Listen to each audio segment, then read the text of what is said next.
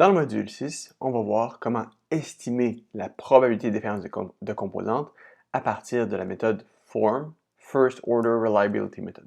C'est une des méthodes principales que vous allez utiliser en pratique de façon à estimer les probabilités de différence de structure. Donc, faisons un petit rappel en termes de nomenclature. On a X qui est notre ensemble de N variables aléatoires, donc variables qui vont contribuer soit à la sollicitation appliquée sur notre structure ou sur notre composante, soit à sa résistance.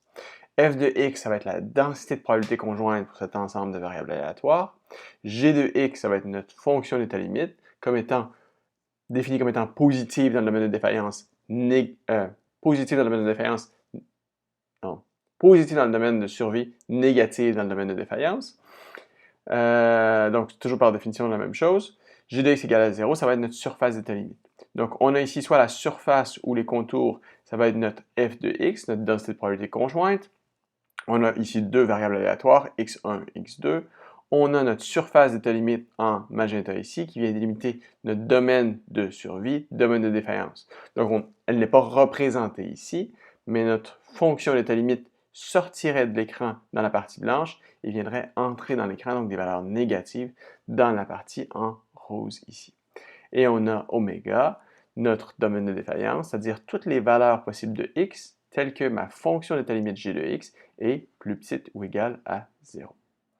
Donc, la problématique à laquelle on fait face, c'est lorsqu'on a un grand nombre de variables aléatoires, donc ici plus grand que 2 ou beaucoup plus grand que 2, il n'est plus possible de tracer notre densité de probabilité conjointe et il est plus possible d'intégrer analytiquement en deux dimensions. Donc, c'est la même problématique qu'on a essayé de résoudre ici avec soit Monte Carlo, soit avec FOSM. Donc, ce qu'on a déjà vu justement, c'est qu'il existe des approximations de façon à résoudre ces difficultés. Donc, on a vu jusqu'à maintenant Monte Carlo et FOSM, et maintenant, ce qu'on va voir, c'est FORM. Donc, FORM, First Order Reliability Method, si on traduit ça en français, ce serait approximation du premier ordre utilisant la distribution conjointe de f de x. Donc, quand je dis approximation du premier ordre, c'est l'approximation de ma fonction d'état limite du premier ordre en utilisant la distribution conjointe. Donc, c'est quoi la différence entre ce qu'on avait vu au module 5 avec FOSM et ce qu'on voit maintenant avec FORM? Avec FOSM, on faisait l'hypothèse qu'on ne connaissait que les deux premiers moments qui décrivent la distribution, soit le vecteur de valeur moyenne et la matrice de covariance. Donc, c'était équivalent à faire l'hypothèse que notre densité de probabilité conjointe est normale multivariée. Et dans ce cas-là, ce n'est pas toutes les variables qui se prêtent à une modélisation par une loi normale. Parce que, comme on l'a vu dans le module 2, comme on l'a vu dans le module 1, je crois, où on a eu plutôt les densités de probabilité, comme on cherche dans le contexte de la fiabilité des éléments qui sont rares, donc qui vont être modélisés par la queue de la distribution, eh bien, la loi normale est une loi qui va avoir un très faible contenu de probabilité dans la queue de distribution. Donc pour certains phénomènes qui correspondent à des valeurs extrêmes, mais cette loi-là ne va pas être appropriée. Donc si on veut dépasser ces limitations, on doit modéliser notre densité de probabilité conjointe à l'aide de plusieurs types de variables marginales pour lesquelles on va devoir créer la densité de probabilité conjointe avec ce qu'on a vu au module 3, les copules ou les lois de Morgenstern ou les lois de Natal. Donc, la problématique qu'on va voir si on veut passer de FOSM à FORM, c'est comment est-ce qu'on fait pour en fait transformer notre domaine de l'espace original X à l'espace normal centré réduit. Okay? Parce que le concept fondamental de FOSM va être ramené ici à FORM. La seule différence, c'est vraiment que maintenant, on veut considérer notre densité de probabilité conjointe plutôt que faire l'hypothèse implicite que la densité de probabilité est normale multivariée. Donc là, la question à laquelle on doit répondre, c'est comment est-ce qu'on peut, dans un cas général, passer d'un espace X original à un espace normal centré réduit U. Okay? Donc, comment on passe de ce X à ce U? Et on va voir ça pour le cas général. On a déjà vu dans le cas de form comment est-ce qu'on pouvait faire ça pour le cas normal à normal centré réduit. Maintenant, on va voir dans le cas ici, comment est-ce qu'on peut faire ça pour tous les cas. On va revoir ensemble comment faire ça pour le cas normal, mais on va étendre ça aussi à plusieurs autres cas, en fait à tous les cas qui vont nous intéresser en pratique. Et en se basant là-dessus, on va venir ensemble revoir la formulation complète de form. Finalement, ce qu'on va voir, c'est que dans ces transformations, il y a 4 cas possibles. On va venir mettre en application chacun de ces 4 cas. Et ça nous amène ici, encore une fois, dans un module d'estimation analytique pour la probabilité de défaillance de composantes. Donc ici, on a vu FOSM dans le module 5. On voit maintenant Form First Order Reliability Method, qui est vraiment une des méthodes fondamentales, une des méthodes clés pour l'analyse de la fiabilité des structures. OK, donc première chose, on va voir ensemble comment dans un cas général, on peut passer de l'espace original à l'espace normal centré réduit dans tous les cas. Donc on va se faire un petit rappel de cet espace normal centré réduit, un rappel de la façon fondamentale comment on passe d'un espace à l'autre, et finalement on va regarder les 4 cas qui nous intéressent. Le premier cas, c'est une révision du cas qu'on a déjà vu, c'est-à-dire on passe d'un espace original qui est normal. C'est ce qu'on avait dans le module 5 avec FOSM. Deuxième cas, c'est qu'est-ce qu'on fait si on a des distributions marginales quelconques, mais que chacune de nos dimensions, ou plutôt les variables aléatoires, sont indépendantes les unes des autres par rapport à chacune de nos dimensions dans l'espace original. Troisième cas, on a la densité de probabilité complète, f de x, qui peut être factorisée à partir de la dérivation en chaîne. Et finalement, mon quatrième cas, qu'est-ce que je fais lorsque ma distribution conjointe est modélisée par une copule gaussienne, soit une densité de probabilité qui peut être modélisée par une loi de Natal. OK, donc avant de commencer avec ces 4 cas-là, petit rappel des propriétés de l'espace normal centré réduit. Donc rappelez-vous en termes de nomenclature, lorsque vous voyez U, on fait référence à l'espace normal centré réduit qui va être indépendant. C'est-à-dire, va être une loi normale multivariée avec moyenne de 0 et écart type de 1. Et on n'a aucune corrélation dans cet espace-là. Donc là, ici, on a le U qui va être distribué comme phi en n dimensions de U. Donc ça va être mon PDF normal multivarié centré réduit qui est décrit par cette équation analytique ici. Donc, les propriétés de cet espace normal centré réduit indépendant, c'est que les contours du PDF vont être sphériques ou, dans ce cas-là ici, circulaires, centrés à l'origine. Et donc, ça nous permet d'avoir une probabilité dans toutes les directions radiales qui va venir diminuer de façon exponentielle au fur et à mesure qu'on a un incrément à l'intérieur ici de la norme de U. Et donc, ça nous donne la symétrie rotationnelle, ce qui nous permet ici de venir définir ou de venir estimer de façon exacte notre probabilité de défaillance. Parce qu'on sait que dans le cas où on a un domaine de défaillance qui est borné ici par une surface d'état limite qui est linéaire, je peux calculer de façon exacte le contenu de probabilité qui se trouve dans ma zone en rose ici. Donc si mon domaine de défaillance oméga est borné par un plan, ou là je suis ici dans une ligne en 2D, je serai un plan en 3D, je serai dans un hyperplan en plus de 3 dimensions, eh bien, la probabilité de toutes les réalisations qui peuvent se trouver dans ce domaine-là, c'est l'intégrale sur ma densité de probabilité conjointe dans l'espace normal centré réduit sur ce domaine, et on peut ramener ça à l'évaluation analytique du CDF univarié d'une loi normale centrée réduite, donc moyenne 0 écart type 1, pour moins bêta, la distance entre l'origine et ce plan-là. Et ça, c'est en tout point égal à l'intégrale sur ma densité de probabilité conjointe dans l'espace original sur toutes mes valeurs qui correspondent au domaine de défaillance. Donc, dans le cas ici, ça c'est valide, cette estimation de ma probabilité de défaillance de façon analytique pour mon espace centré réduit qui est indépendant.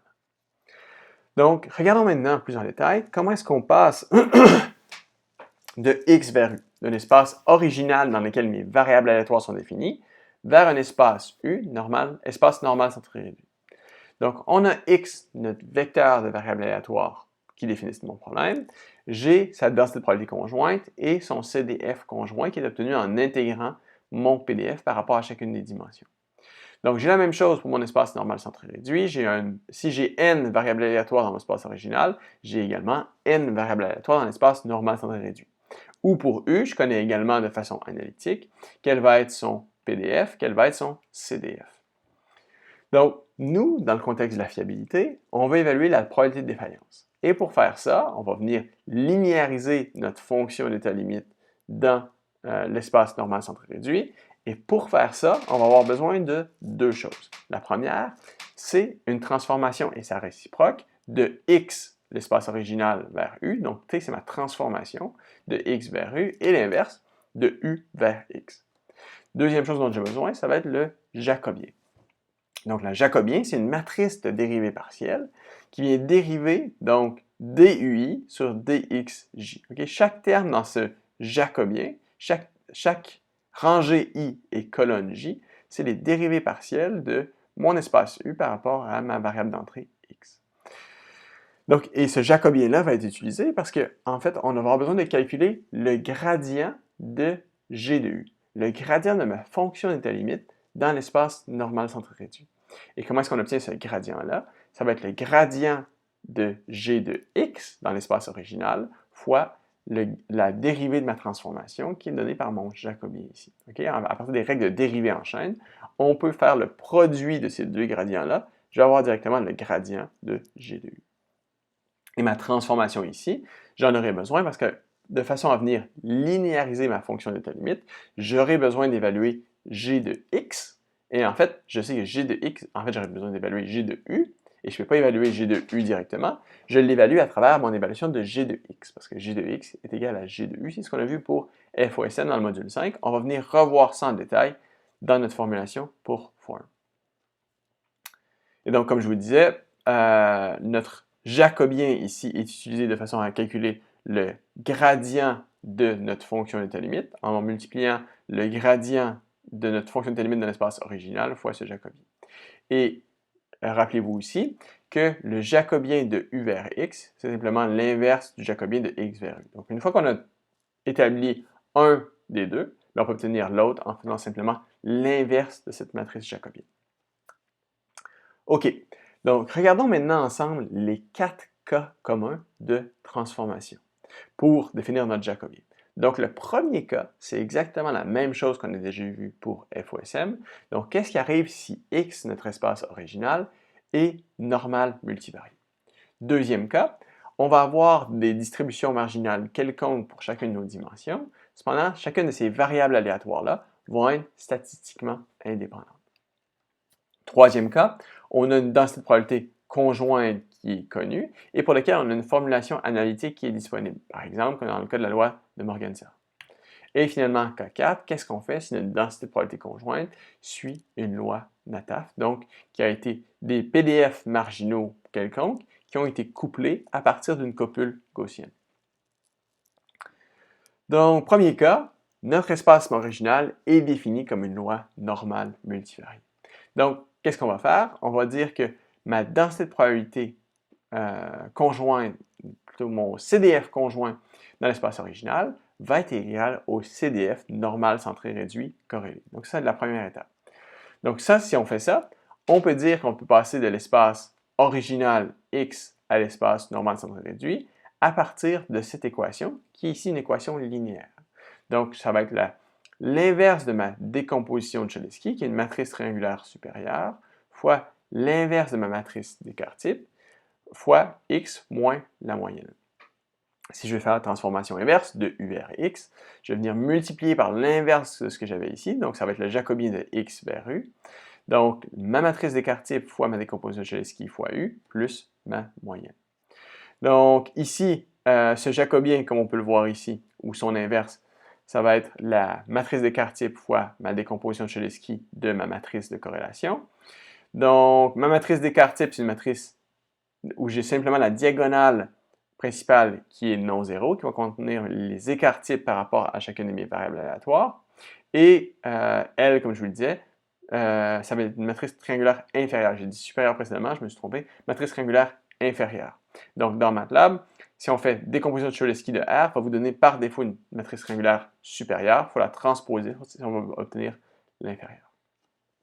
Et donc, comme je disais précédemment, ces fonctions de transformation de l'espace X vers U ou U vers X, ce sont des transformations qui sont linéaires. Okay? Parce qu'on peut le représenter ici sous forme AX plus B, plutôt une fonction affine.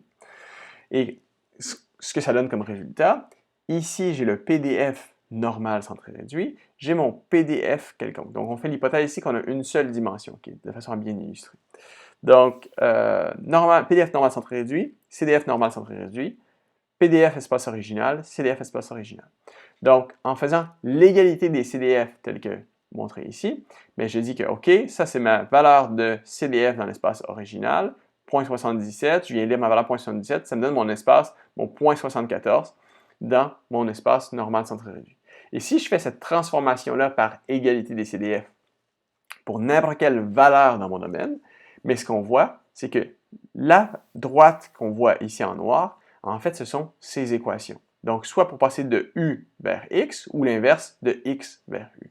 Et ça, on voit que c'est une droite. Donc, ces équations-là qu'on voit ici, ce sont les équations de la droite qui nous permettent, par égalité des CDF, de passer d'un espace original normal multivarié à un espace normal centré réduit. Donc, ça, c'est en tout point équivalent à ce qu'on avait vu au module 5 pour FOSM et MCFOSM.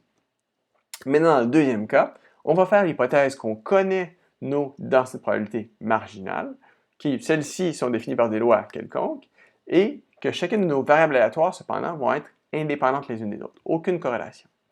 Donc là, ce qu'on va pouvoir venir faire dans ce cas-ci, c'est venir simplement utiliser la transformation en maintenant l'égalité des CDF entre l'espace original et l'espace normal centré réduit, et faire simplement ces transformations-là une à une, puisque j'ai indépendance entre chacune de mes variables. Donc, qu'est-ce que je fais? Bien, mes transformations seront simplement pour passer de X à U. Ça va être le CDF de XI, CDF normal centré réduit inverse de cette réponse-là.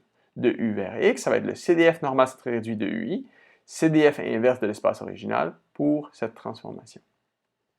Maintenant, mon jacobien, ma matrice de dérivée partielle, bien, ça va simplement être la dérivée, si je veux le jacobien de U vers X, ça va être la dérivée partielle de ceci, de UI vers XI. Donc, je fais la dérivée de cette équation-là par rapport à X. Okay? Donc, si je fais ça, ça va simplement donner ce ratio-là. La dérivée de mon CDF de X, ça va être le PDF. La dérivée de PDF, de l'espace normal centré réduit, ça va être du CDF normal centré réduit, ça va être le PDF normal centré réduit.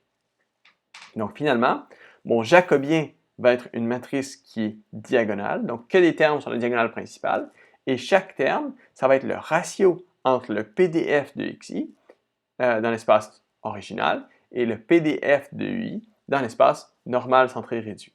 Okay? Et donc, ici, j'ai un jacobien qui est diagonal. Pourquoi?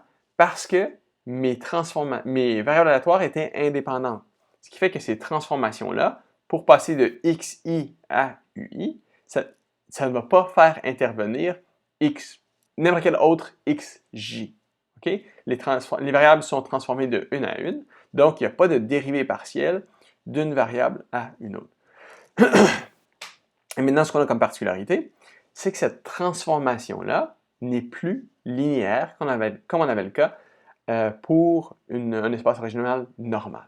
Donc maintenant, si on fait la même chose, j'ai mon PDF normal centré réduit, CDF normal centré réduit, j'ai mon nouveau PDF qui, celui-ci, n'est plus normal. Okay? J'ai le même CDF. Donc maintenant, l'égalité des CDF, je passe ici d'une coordonnée 2.09, je lis la valeur sur mon CDF, je lis la valeur ici, je viens voir 0.74.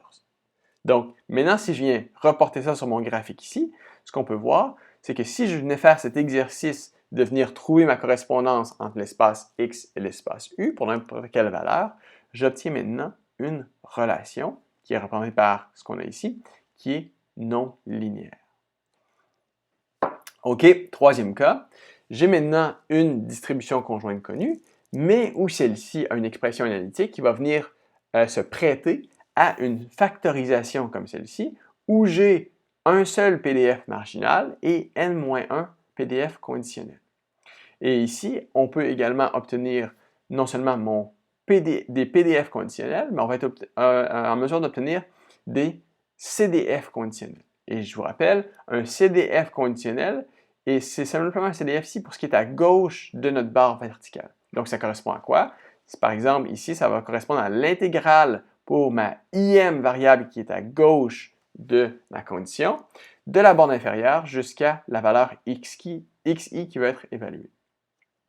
Et donc, dans un cas comme celui-ci, on peut passer de l'espace original à l'espace normal centré réduit à l'aide de la transformation de Rosenblatt. Donc, cette transformation de Rosenblatt se bâtit de façon séquentielle où, pour ma première dimension, je vais faire simplement la transformation à partir de l'égalité des CDF. Donc, CDF de l'espace centré réduit de U est égal à CDF de l'espace original de X. Donc, en prenant l'inverse ici du CDF de X, je vais obtenir mon U1. Pour mon U2, je dois utiliser la relation conditionnelle. Donc, ça va être mon CDF conditionnel de X2 sachant X1, CDF normal centré réduit inverse. Et je fais ça en utilisant de plus en plus de termes conditionnels suivant ma factorisation ici.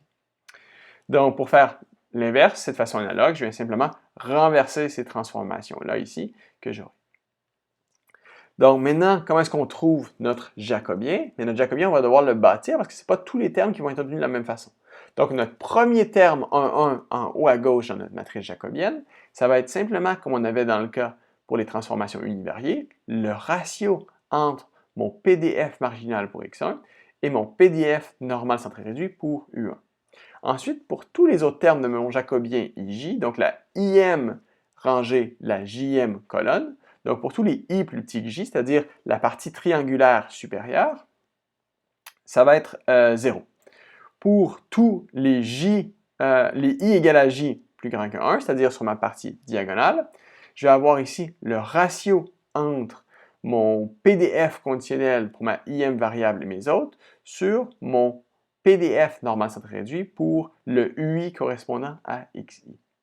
Ensuite, pour tous les I plus grands que J, ma partie triangulaire inférieure, c'est-à-dire celle qui se situe sous ma diagonale principale, ça va être le ratio entre la dérivée partielle de mon CDF conditionnel pour XI par rapport à la JM variable qui se trouve ici à la droite de ma condition, et ça divisé par le PDF normal centré réduit de UI. Okay? Ça peut paraître complexe. On va voir comment dans le cas de la loi de Morgenstern, on va voir ça dans l'exemple 6.3, comment ça se prête très bien à ces calculs-là, puisque ces factorisations et ces dérivées partielles sont facilement accessibles dû à la formulation intrinsèque de ma loi de Morgenstern. Chose à garder en tête, c'est que la transformation de Rosenblatt ici va venir dépendre du choix de l'ordre des variables. Okay? Si je viens permuter l'ordre de x1, x2, x3, je vais avoir des formulations analytiques qui vont être différentes.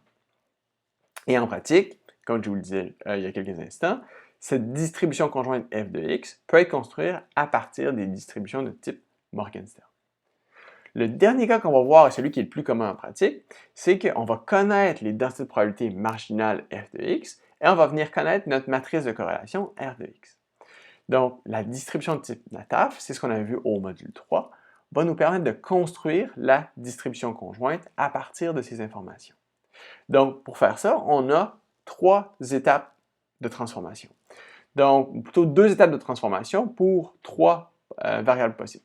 X, mon espace original, U, mon espace normal centré réduit indépendant dans lequel je vais faire mes calculs de linéarisation pour ma fonction de limite, et Z, c'est une variable intermédiaire qui va être une variable ou un vecteur de variable normale centré réduit, cette fois-ci corrélé. Donc X, espace réel, espace original, Z, normal centré réduit corrélé, U, normal centré réduit indépendant. Donc gardez en tête, à chaque fois que vous voyez X, espace original, U, normal centré réduit indépendant, et Z, normal centré réduit corrélé. Donc si on vient illustrer ces transformations possibles, j'ai ici x1, x2, mon espace original, okay, avec des distributions marginales quelconques et une certaine corrélation entre ces variables. Donc ici, première étape, c'est de transformer x vers z, un espace normal centré réduit corrélé. Donc comment est-ce qu'on passe d'un à l'autre? Ici, j'ai mon vecteur de valeurs possibles x1, x2. Ici, je vais transformer en z, z1, z2. Et je fais ça à partir de l'égalité des CDF. Donc, si je fais les transformations une à une, donc, c'est-à-dire mon CDF pour x évalué à x1, CDF inverse normal centré réduit de ce résultat-là. Mais ça va m'amener dans un espace normal centré réduit corrélé. Si je veux retirer cette corrélation de façon à travailler dans un espace centré réduit pour lequel j'aurai la symétrie rotationnelle, c'est là que je pourrais faire l'intégrale à partir du CDF de moins bêta, bien, je vais encore retirer cette corrélation. Et en fait, pour retirer cette corrélation, je peux faire ça en multipliant par l'inverse de ma décomposition de Cholesky de la matrice de corrélation que j'aurai ici dans mon espace Z1, Z2. Donc ça me donnerait mon espace U, pour lequel j'ai un espace normal centré réduit indépendant. Donc si je vais faire le chemin inverse, passer de U vers Z, bien, je fais simplement la transformation inverse. Je vais venir multiplier L0 fois U. Pour passer de Z, maintenant, un espace normal centré réduit corrélé à X, bien, je vais simplement faire le chemin inverse à partir de CDF. CDF normal centré réduit 1 à 1 de Z, CDF inverse de X1. Et je fais ça pour chacune de mes variables prises une à une. Donc, petit rappel, selon la loi de Nataf, donc sachant les distributions marginales pour chacune de nos variables aléatoires, sachant les coefficients de corrélation entre chaque paire de nos variables aléatoires, on veut trouver notre espace correspondant normal centré réduit. Donc, pour faire ça, on fait chacune de nos transformations une à une pour nos variables aléatoires. Donc, une fois que j'aurai ça, sachant que f de x dx doit être égal à f de z dz, ça c'est notre loi de changement variable qu'on a vu dans le module 0 révision, bien, je peux dire que si je connais f de z qui va être un normal multivarié corrélé, bien, je peux retrouver f de x. OK? Comment est-ce que je fais ça? Mais f de z dz sur dx, ça va me donner mon f de x. Ou, gardez en tête, ce dz sur dx, c'est la valeur absolue du déterminant du jacobien de ma matrice de dérivée partielle de z vers x. Donc, si on fait ça, f de z, ça va être une loi normale centrée réduite qui est corrélée avec matrice de corrélation R0. Rappelez-vous, R0, ce n'est pas la même chose que ρij, on va revoir ça dans quelques instants. Et le déterminant du jacobien de cette matrice de transformation, c'est simplement le produit des PDF marginaux pour xi divisé par les PDF normaux centrés réduits pour zi. OK, ça sort d'où ça? En fait, ça ici, le jacobien de z vers x, c'est la dérivée partielle de chacune de ces fonctions de transformation prises une à une de zi vers xi. Donc, si on fait la dérivée de ceci par rapport à xi, ça va donner le ratio de dérivée du CDF, c'est le PDF, dérivée du CDF, c'est le PDF. OK, c'est ce qu'on a ici. Et pourquoi est-ce qu'on a le produit? Parce qu'on va avoir une matrice jacobienne qui est simplement diagonale. OK? Donc, une matrice jacobienne qui est diagonale parce que chacun des zi ne dépend que de xi. On ne dépend pas des autres variables aléatoires. Donc, la matrice de dérivée partielle ne va contenir des termes que sur la diagonale principale. Et ça ici, ça représente en fait le déterminant du jacobien. Donc, c'est le déterminant du jacobien, le déterminant d'une matrice diagonale, c'est le produit des termes sur sa diagonale principale, d'où la formulation ici. Donc, dernière chose qu'il nous reste à formuler pour obtenir ça, c'est notre matrice R0, c'est-à-dire notre matrice de corrélation dans l'espace normal centré réduit. Donc, ici, on peut dire que par définition, mon coefficient de corrélation, c'est l'intégrale ou l'espérance mathématique du produit de xi moins ui sur sigma. OK? Donc, pour la variable im variable et la jm variable. Et donc, ça, c'est dans le cas ici, normal centré réduit. Donc, pour mon PDF dans l'espace normal centré réduit avec une corrélation ρ0. Donc, dans le cas général ici, notre coefficient de corrélation dans l'espace original est plus petit ou égal à le coefficient de corrélation dans l'espace normal centré réduit. Et il n'existe pas de solution analytique exacte pour passer de ρ à ρ0. Donc, qu'est-ce qu'on doit faire? On doit passer par une résolution numérique inverse de cette intégrale. Donc, soit on fait résolution numérique ou on utilise les tables qu'on a vues ensemble dans le module 3.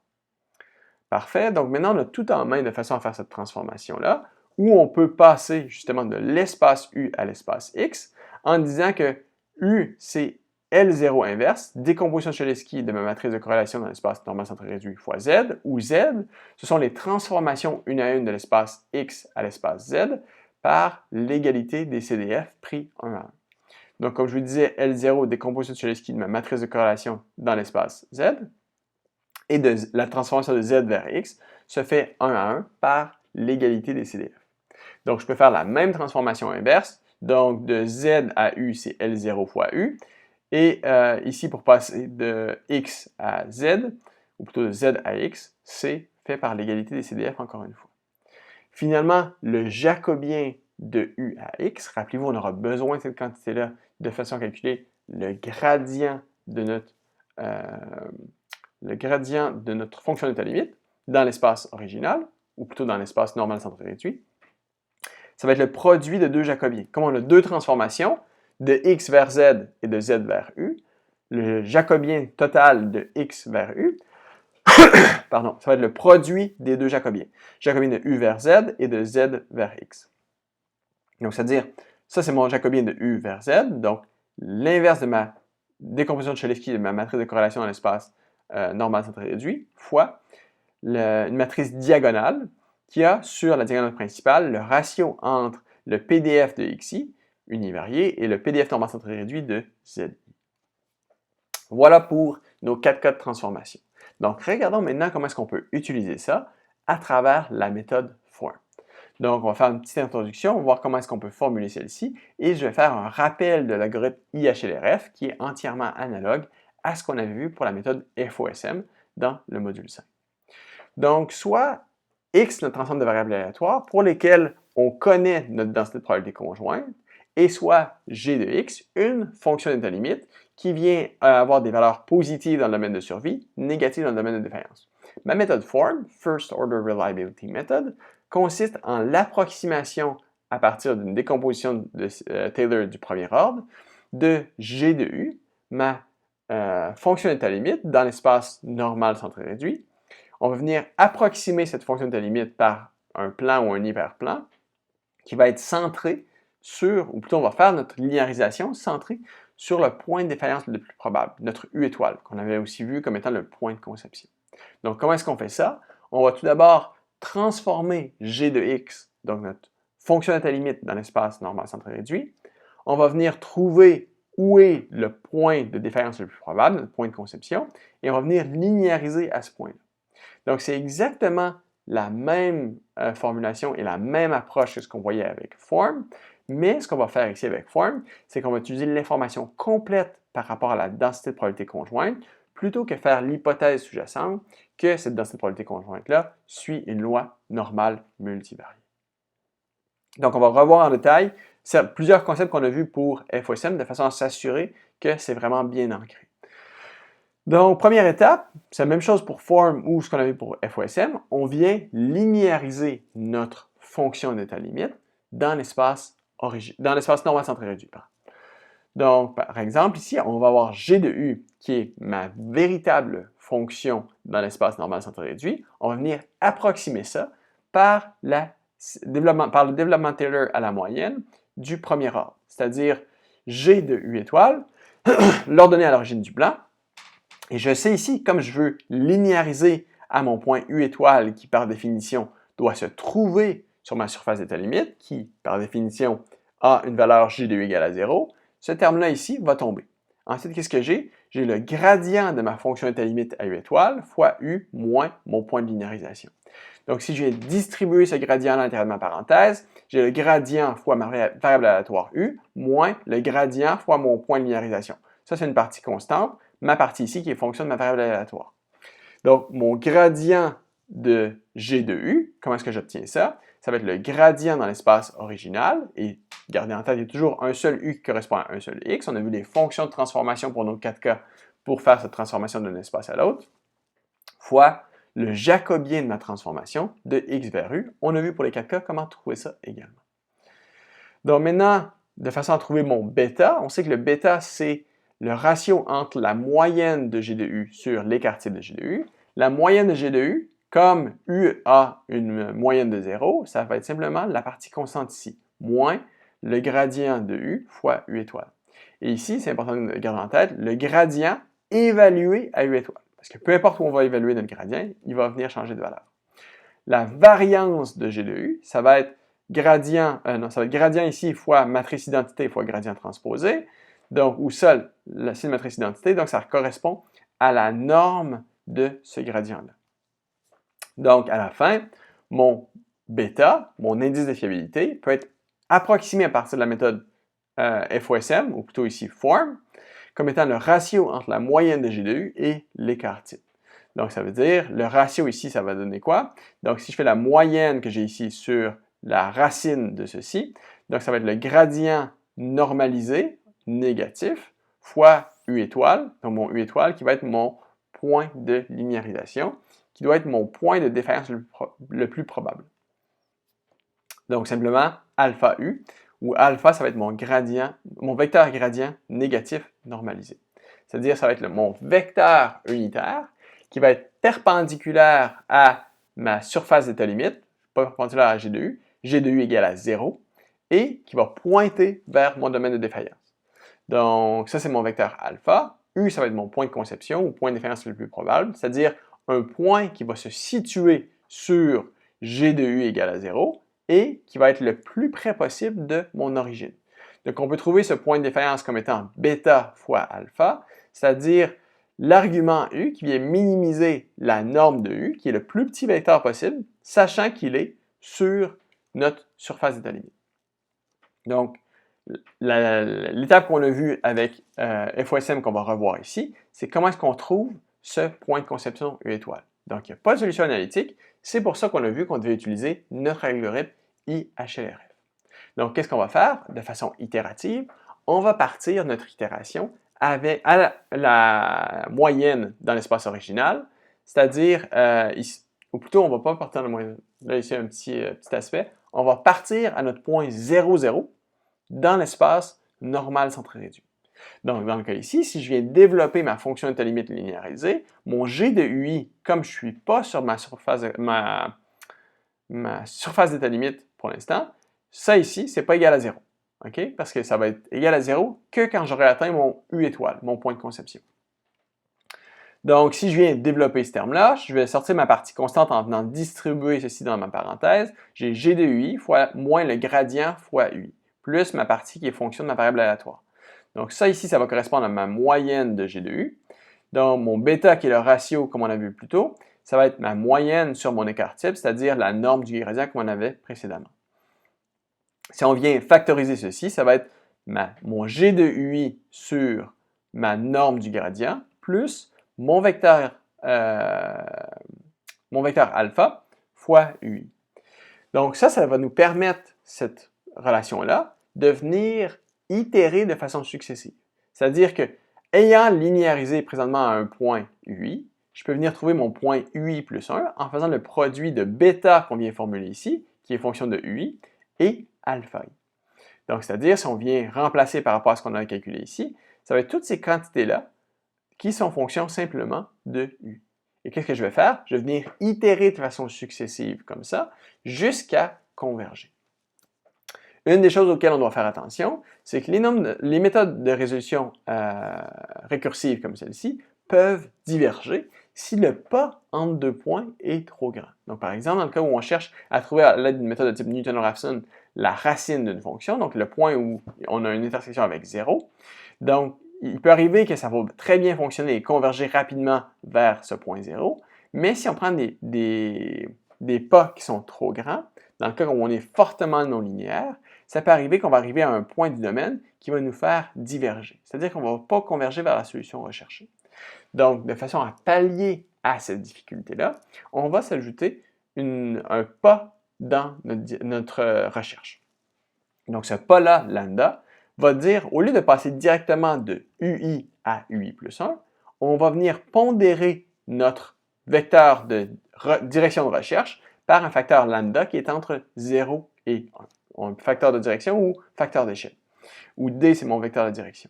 Donc, mon vecteur de direction, c'est simplement la différence entre UI plus 1 et UI. Okay? Au lieu de dire que je vais directement bouger à UI plus 1, je peux dire que je vais bouger à 50%, par exemple, de ce qui a été proposé par le produit de bêta fois alpha. Donc voilà, comment est-ce qu'on vérifie si l'algorithme est en train de converger? On fait ça à partir d'une fonction de mérite. Une fonction de mérite qui dit est-ce que mon choix de lambda, le facteur d'échelle que je veux prendre, est adéquat. Et si mon facteur d'échelle est adéquat, en fait, ma fonction de mérite devrait s'améliorer, c'est-à-dire prendre des valeurs qui sont toujours de plus en plus petites entre deux itérations successives. Ma fonction de mérite mesure deux quantités. De un, est-ce que j'ai un vecteur qui est de plus en plus court, donc c'est-à-dire que je vais m'approcher du vecteur qui est le plus près de l'origine, et je serai de plus en plus près de ma surface d'état limite. C'est-à-dire je veux diminuer ici la valeur absolue de G de U. Je veux m'approcher de 0. Donc, et où C ici, c'est une constante qui satisfait la contrainte qu'on a vue ici. À la fin, on pourrait avoir théoriquement une valeur optimale de pas de recherche lambda, mais ici, le problème, c'est que résoudre ce problème d'optimisation est au moins aussi compliqué que de trouver directement notre point de conception. Donc, en pratique, on ne pourra jamais utiliser une valeur optimale de lambda. Ce qu'on va faire, on va partir avec un lambda égal à 1, et si on ne satisfait pas ce critère de fonction de mérite qui diminue en deux itérations, on va venir simplement diminuer notre lambda par 2. On va faire ça de façon récursive jusqu'à ce que notre fonction de mérite s'améliore. Donc, quand est-ce qu'on stoppe ces récursions-là? Quand on satisfait deux critères de convergence. Le premier, c'est que notre UI doit être sur notre surface d'état limite. Comment est-ce qu'on mesure ça? Parce qu'on ne sera jamais à 0, 0 pour notre fonction d'état limite. Mais par contre, ce qu'on veut, c'est qu'on va avoir une réduction d'au moins un certain facteur. Donc, par exemple, si on pourrait choisir un facteur 1000, entre notre fonction d'état limite évaluée à notre point initial, donc notre 0, 0, et notre fonction d'état limite à la ième itération. Le deuxième critère, c'est que alpha doit être une projection par rapport à l'origine, c'est-à-dire que la distance entre deux points de linéarisation entre deux itérations successives doit être plus petite, encore une fois, un certain critère de convergence qui pourrait être ici pris comme 10 à la moins 3 pour la majorité des cas pratiques. Donc voilà pour ça. Regardons maintenant qu'on a vu le fondement théorique de notre méthode form, comment est-ce qu'on applique ça en pratique pour nos 4 cas. Donc, premier cas qu'on va voir, c'est le cas où x est normal multivarié. Okay? On va voir comment faire la transformation et on va venir comparer ces résultats-là à la méthode form. Donc, notre exemple se concentre encore une fois sur la fiabilité d'une composante simple. On a une barre soumise à un effort de traction S et pour laquelle la résistance est gouvernée par l'incertitude sur la dimension de notre section transversale. Donc, notre modèle de résistance, c'est d carré la distance transversale fois fy, la résistance qui est L déterministe, de telle sorte que g de x, notre fonction de ta limite, c'est le modèle de résistance moins S, la variable aléatoire qui décrit la sollicitation. Donc voilà moyen écart type pour ma dimension, moyen écart type pour ma sollicitation, et je fais l'hypothèse ici que D et S sont statistiquement indépendants. Donc x, mon ensemble de variables aléatoires, c'est D et S, vecteur de valeur moyenne, matrice de corrélation. Matrice d'écart type, matrice de corrélation qui est 1 avec diagonale, parce que j'ai l'indépendance entre mes deux variables, donc je peux faire ma décomposition de Cholesky ici, qui est également une matrice identité. Mon vecteur gradient dans l'espace x, je fais la dérivée de cette fonction-là par rapport à x1 par rapport à x2, qui me donne ici la relation ici, qui est fonction de x1 et x2. Donc, je vais calculer mon jacobien. Jacobien de U vers X, ça va être quoi? Ça va être décomposition de Cholesky de ma matrice de corrélation, qui est une matrice identité, fois l'inverse de ma matrice d'écart type. Donc, voilà le résultat que j'ai ici. Si je veux faire mon jacobien inverse, je peux simplement inverser ma matrice ici, qui va me donner ma matrice au lieu de 0.52, 2 et 5. Pour avoir ma transformation de l'espace X vers U, ça va être le jacobien de U vers X fois X moins mx. Donc, ce qu'on avait déjà ici. De x vers u, c'est simplement l'inverse, où je prends l'inverse de mon jacobien, c'est-à-dire mon jacobien de x vers u. Donc, j'ai ici mes transformations d'un espace vers l'autre, j'ai ma matrice de jacobienne, j'aurai tout en main, de façon à faire ma transformation de l'espace original à l'espace normal centré réduit. Donc, maintenant, on est rendu à calculer notre point de conception. Donc, ce qu'on va faire, on va venir initialiser ici à l'origine dans mon espace normal centré réduit, qui correspond dans le cas normal à la moyenne dans l'espace original. Ensuite, j'évalue la fonction de ta limite à UI, donc pour le xi correspondant, et j'évalue le gradient de g de UI correspondant à mon gradient du xi qui correspond à mon UI, fois le jacobien de x vers u qu'on a déjà calculé ensemble. Donc voilà le résultat. Maintenant, je calcule mon vecteur gradient négatif normalisé, c'est-à-dire le gradient de G de UI sur sa norme. J'ai normalisé, je vais mettre un signe négatif. Voilà le résultat ici. Donc, pour calculer mon vecteur de direction de recherche, je vais calculer la différence entre mon UI et le nouveau UI plus 1 proposé, ou mon UI plus 1, c'est le produit entre bêta et alpha que j'ai déjà obtenu ici. Voilà mon vecteur de recherche de direction. Donc, je vais calculer mon nouveau point de linéarisation UI plus 1 en faisant l'hypothèse initialement que lambda 0 est égal à 1. Donc, mon facteur d'échelle pour ma direction de recherche, je fais l'hypothèse C1. Et ensuite, qu'est-ce que je fais? Je me choisis une constante qui va satisfaire ce critère-là, qui dans le cas ici égal à 0, et j'évalue ma fonction de mérite à mon premier point de linéarisation qui est mon 0, 0, versus mon nouveau point de linéarisation qui va correspondre ici à mon moins 1,07 et 0,44. Donc, dans le cas ici, ma fonction de mérite pour m de U1, je ne l'ai pas calculée, mais est plus petite que m de U0. Du moins, je l'ai calculé, mais je ne l'ai pas rapporté ici.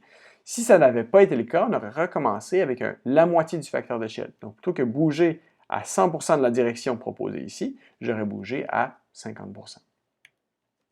Et ensuite, on recommence à l'étape 2. J'ai mon nouveau point de linéarisation. Je linéarise, je calcule un nouveau alpha, un nouveau bêta, un nouveau UI plus 1, et je fais ça jusqu'à convergence. Donc ça, ici, on a notre espace original, on a notre espace normal centré réduit. On voit qu'on est venu linéariser notre fonction d'état limite, donc linéariser par conséquent notre surface d'état limite dans l'espace normal centré réduit. On est venu linéariser ici au point, qui est le point qui est sur notre surface d'état limite et qui est le plus près de l'origine. On vient faire ça, je vous le rappelle, de façon à minimiser l'erreur d'approximation. Ça veut dire avoir la meilleure fonction linéaire possible qui vient représenter la frontière entre le domaine de défaillance et le domaine de survie. Donc, ici, ce qu'il faut voir, c'est que si on utilise form avec des densités de probabilité conjointes qui sont normales multivariées, en fait, on obtient exactement la même formulation que FOSM. Donc, ce qu'on peut dire, c'est que FOSM, First Order Second Moment, qu'on a vu dans le module 5, c'est équivalent à form. C'est un cas spécial, en fait. Donc, pour le cas où X est normal multivarié, form et FOSM sont entièrement équivalents. Par contre, ce n'est pas équivalent à MC-FOSM. Parce qu'on se le rappelle, la différence entre FOSM et MC-FOSM, c'est que MC-FOSM vient linéariser à la moyenne plutôt que linéariser à mon point de conception le plus probable. Donc, on va avoir une bien meilleure approximation avec FOSM et form que MC-FOSM. Parfait. Donc, deuxième cas, on a des densités de probabilité marginales quelconques, mais celles-ci sont indépendantes les unes des autres. Comment est-ce qu'on représente cette densité de probabilité et la transformation? Et finalement, quels sont les résultats? Donc, on a encore une fois le même problème. Cette composante soumise à un effort de traction. Donc, x1 maintenant est log normal, x2 est Gumbel. Même propriété pour moyenne et écart type. Les deux sont statistiquement indépendants. Même définition pour le modèle de résistance. Donc maintenant, pour x1 et x2, donc j'ai ici x2 qui est une densité de probabilité Gumbel, x1 on l'avait déjà défini précédemment, donc voilà le PDF, le CDF, de façon à passer de mu et sigma aux paramètres mu et bêta de ma loi Gumbel, je dois résoudre ce système à deux équations de deux inconnues, où gamma c'est la constante de l'air qu'on avait vu dans le module 1. Donc parfait, maintenant qu'on a ça, de façon à faire les transformations de x espace original vers u, on a vu que comme mes variables x1 et x2 sont statistiquement indépendantes, je peux faire la transformation à partir de l'égalité des CDF pour chacune des dimensions de façon indépendante. Ce qui fait que mon jacobien va être une matrice diagonale. J'ai simplement le ratio des PDF marginaux et PDF normaux centrés réduits pour chacun des x et u correspondants sur ma diagonale principale. Je peux faire ma même transformation inverse en utilisant l'inverse de l'égalité des CDF. Et finalement, mon jacobien de U vers X, c'est simplement l'inverse du jacobien de X vers U et vice-versa.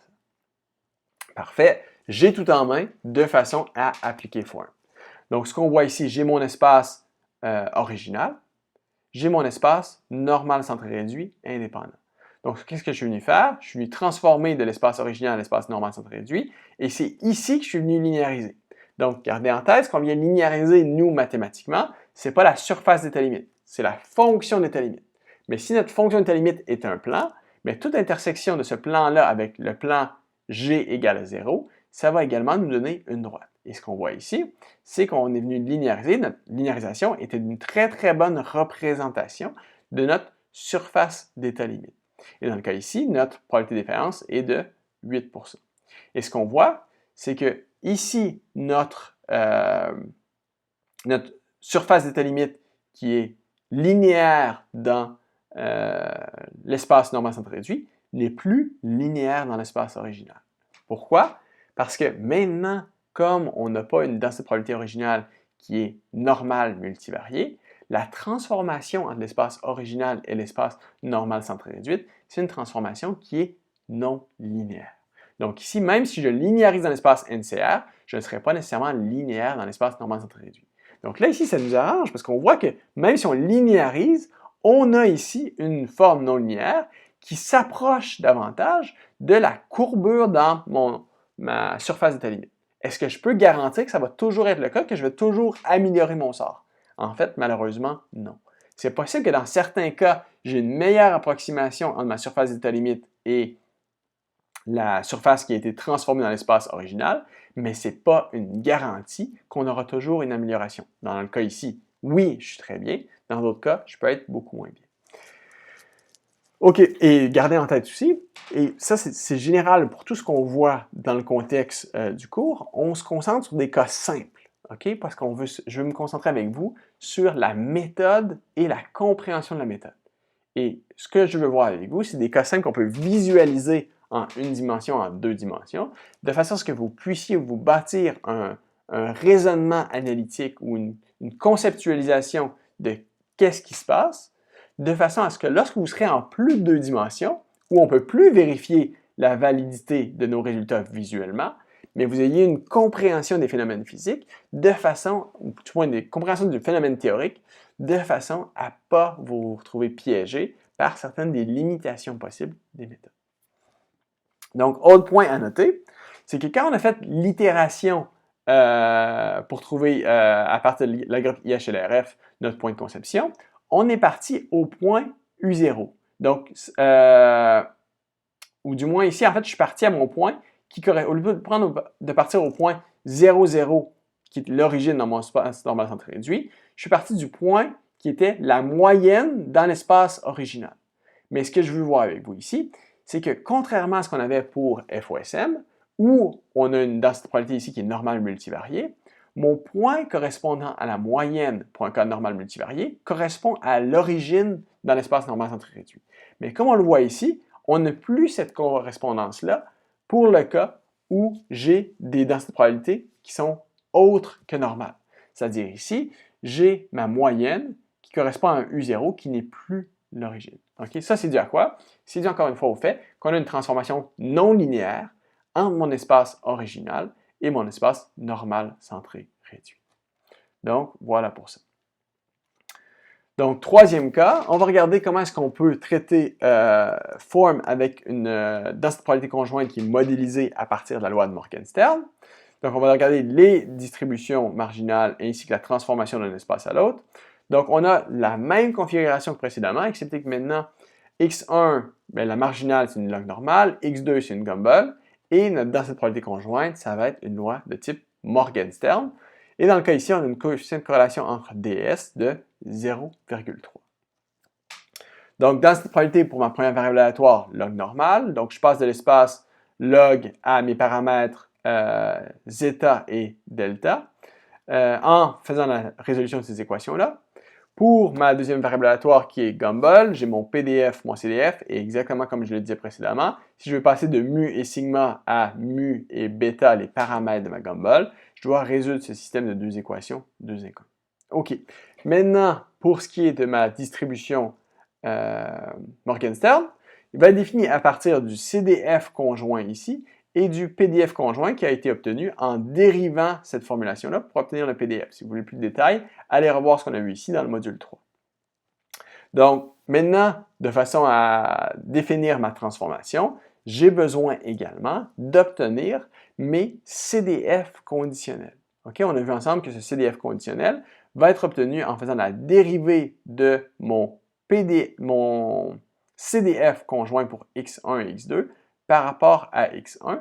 Et je vais venir, parce que là, ici, je vais venir je vais avoir le PDF pour x1, CDF pour x2. Et en divisant par le PDF de x1, je vais avoir mon CDF conditionnel pour x2, sachant x1.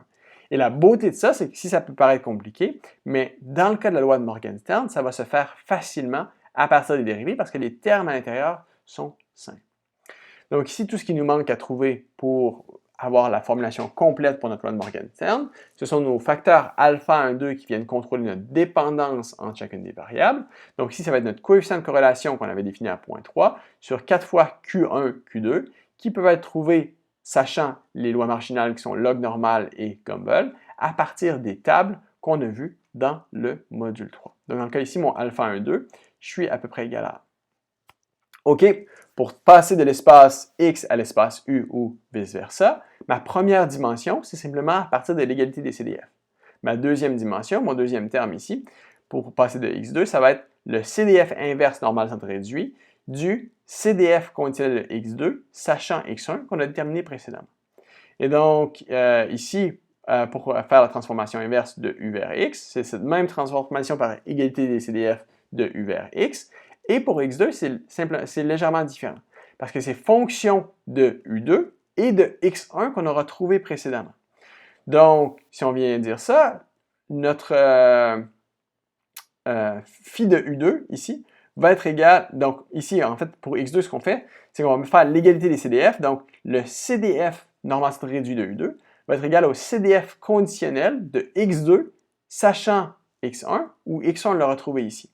Donc, si on fait ça, on envoie le phi de U2 de l'autre côté. Donc, G0 est égal à phi 2 moins ce CDF conditionnel ici, qu'on a déterminé précédemment, évalué à X1, où X1, on l'a retrouvé de façon itérative dans la transformation précédente.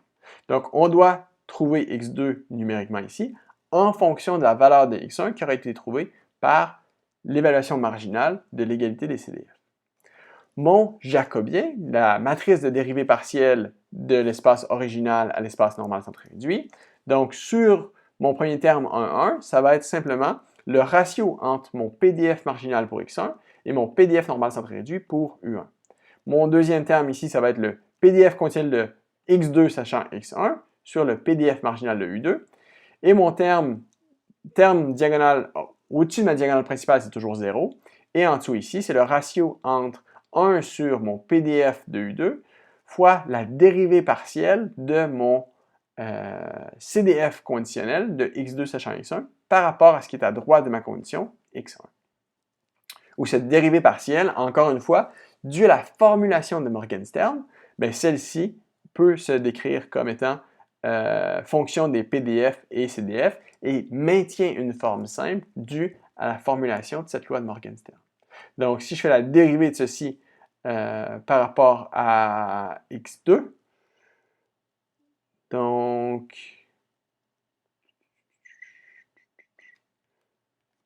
ici, je ne sais pas, j'ai fait une petite coquille.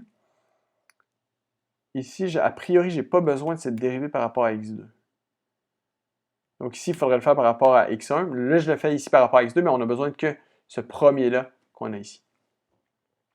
OK, donc une fois qu'on a ça, on a tout en main de façon à venir appliquer form. Donc, j'ai mon espace original, donc où ma densité de probabilité conjointe représentée ici est modélisée à partir d'une loi de Morgenstern. J'ai ma surface d'état limite réelle.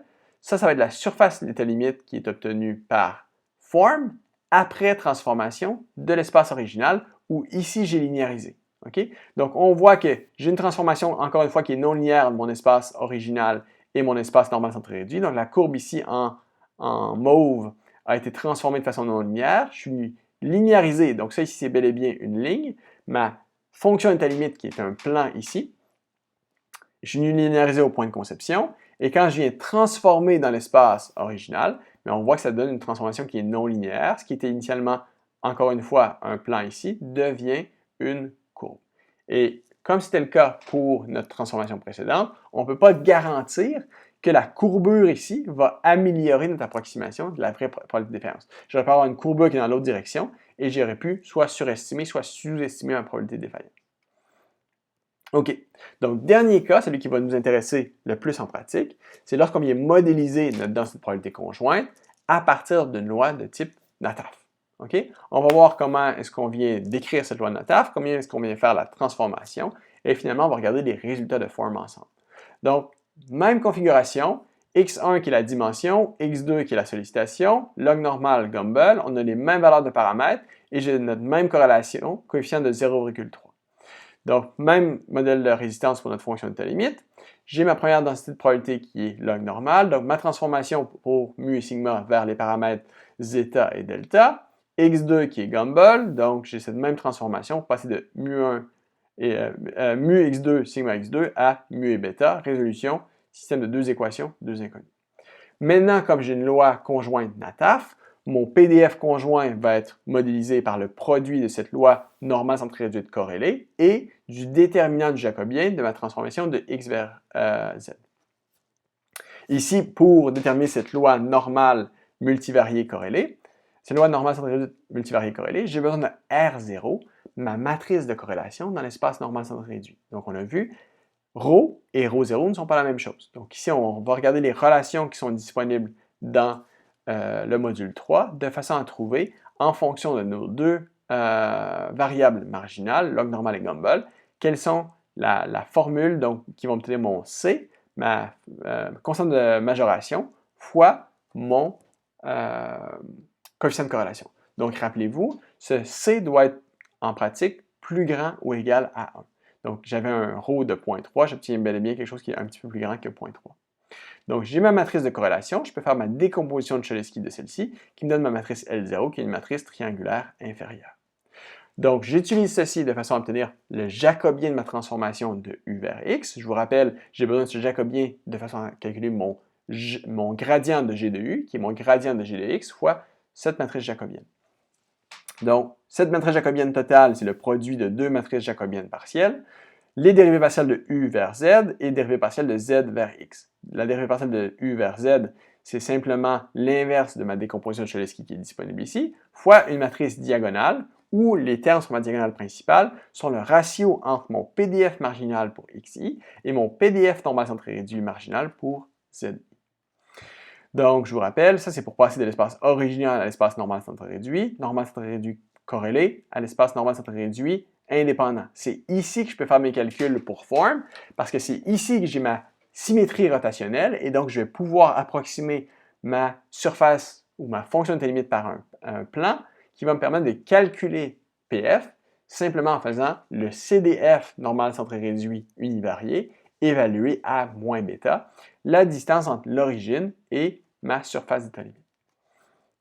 OK, donc si on applique ça, on voit qu'on a un espace original qui est multivarié Nataf, on a notre transformation vers notre espace normal centré réduit indépendant. Ici, encore une fois, c'est une transformation non linéaire, donc on voit que ce qui était initialement ma véritable surface d'état limite en mauve devient quelque chose qui est pratiquement linéaire. Encore une fois, il ne faut pas compter là-dessus. Ici, on a une amélioration de notre situation.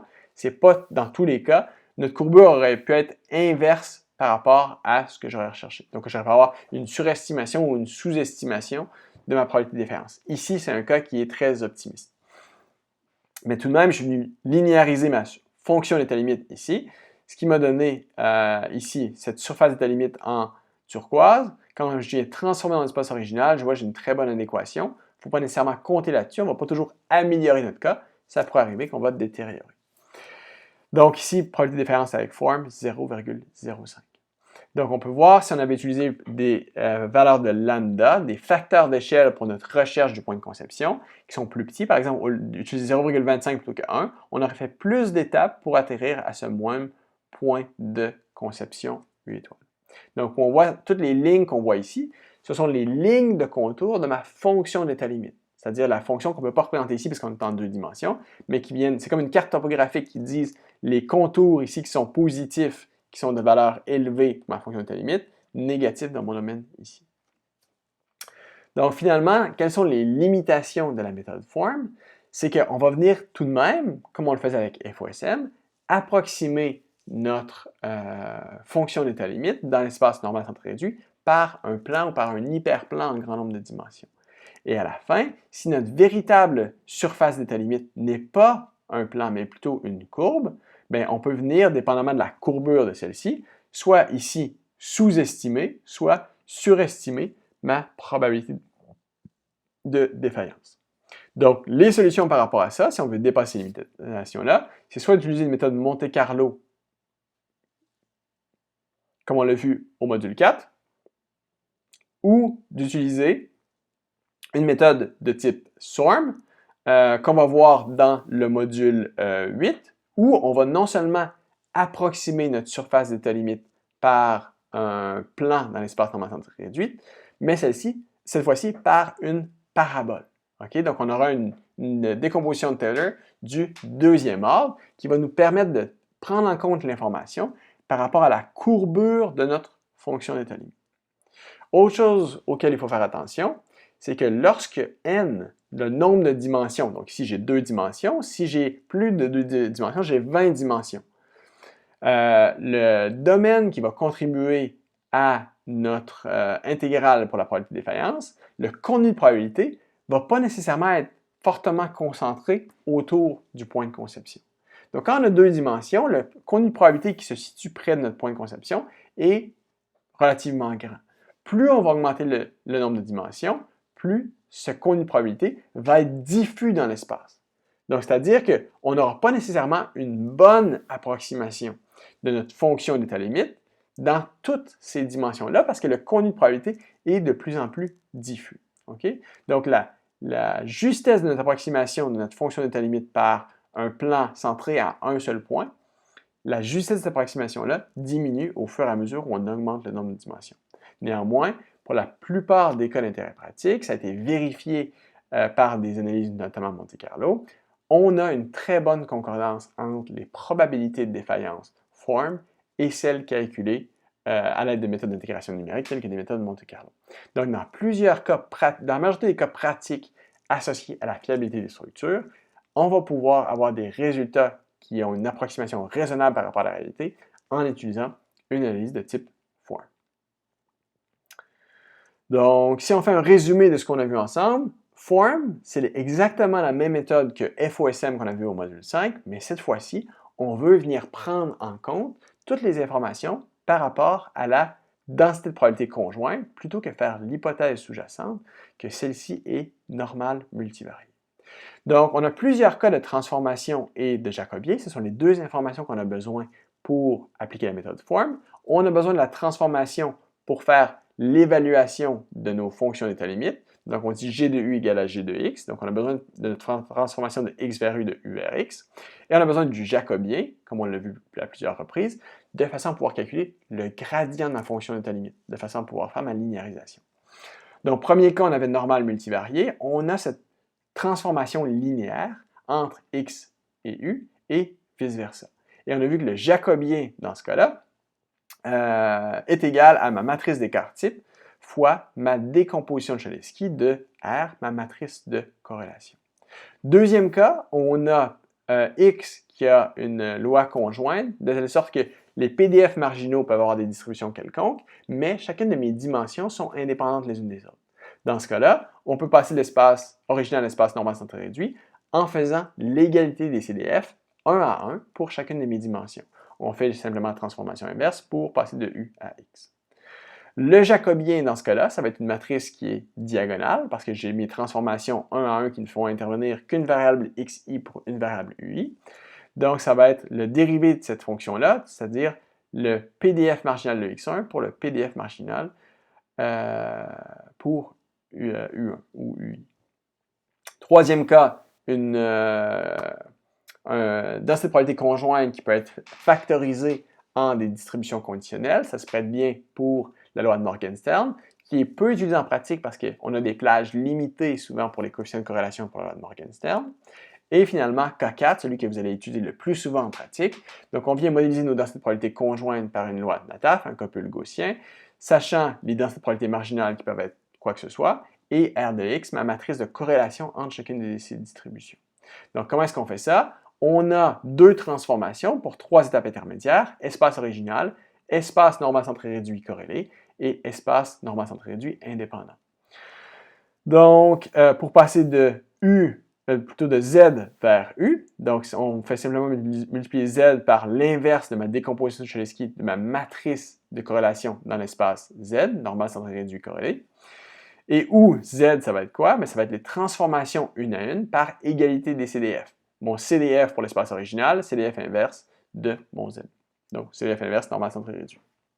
Je peux faire exactement l'inverse pour passer plutôt de U à X. Et ici, mon jacobien de U vers X, toujours possible d'obtenir mon jacobien de X vers U en faisant l'inverse, ça va être l'inverse de la matrice qui va être ma décomposition de Cholesky de ma matrice de corrélation R0 fois une matrice diagonale qui correspond au ratio où j'ai sur ma diagonale principale le ratio entre les PDF marginaux pour XI et les PDF marginaux pour ZI. Donc, ça clôt ce que je voulais voir avec vous avec la méthode form. Donc, maintenant qu'on a vu ça, avant de voir la méthode SORM, où on va venir généraliser ce qu'on a vu ici, donc on est venu linéariser notre surface d'état limite dans l'espace normal centré réduit. Avec SORM, on va venir, plutôt que linéariser avec un plan, on va venir représenter notre fonction d'état limite par une parabole. Mais avant de voir ça, on va voir comment est-ce que, intrinsèquement, à partir des quantités qu'on calcule avec form, on peut faire des analyses de sensibilité, de façon à venir quantifier lesquelles des variables aléatoires sont les plus importantes. Okay? De façon à pouvoir venir prendre des décisions sur, advenant que ma fiabilité ne respecte pas, ou ma probabilité de défaillance ne respecte pas les normes admissibles, sur quelle variable, par rapport à quelle variable je vais prendre une action si je veux venir corriger cet écart. Donc ça, c'est ce qu'on va voir dans le prochain module, module 7, comment faire des analyses de fiabilité à partir des analyses ou des sous-produits qu'on aura déjà calculés à partir de notre analyse form.